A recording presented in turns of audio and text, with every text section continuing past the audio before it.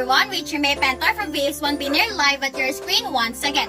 For today's return demonstration, I would love to show you the proper procedure on physical assessment using our stethoscope. So in doing this procedure, the first thing that we are going to do is we need to do a hand hygiene or hand washing. This will prevent or minimize the spread of microorganisms. Next is we need to prepare all the necessary equipment that are needed. Because preparing all the necessary equipment will help an easy access for us and prevent delay. So the equipment that we are going to need is our stethoscope. Next, we need to explain the procedure to our client, explain the procedure to the client, help reduce anxiety, and elicit cooperation from client. So next is the place the client in a comfortable position to prevent muscle strain. Use quality stethoscope because it is important because it will make easier to listen the sound of the patient's body. Next is to position the stethoscope in front of you to the large part of the diaphragm.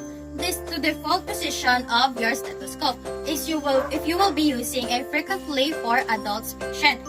Next is make sure that the binaurals are pointed away from you and not towards you. This is because our ear canals are facing towards our face, not sideways and not backwards. Then we put on the stethoscope and we adjust the binaurals until the ear tips are set properly in your ear canal, so that you cannot hear outside noise anymore, and all you can hear is what you are listening through the stethoscope.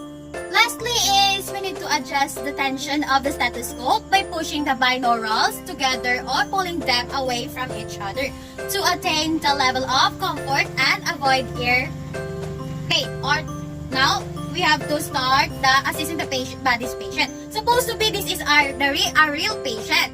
So unluckily, I don't have a real patient, so I'm using a doll instead. This is a real patient. So, before using the stethoscope to our patient, as I have said in the procedure, we have to sanitize our hand first. Then, now, let's start. Make sure to put the ear tips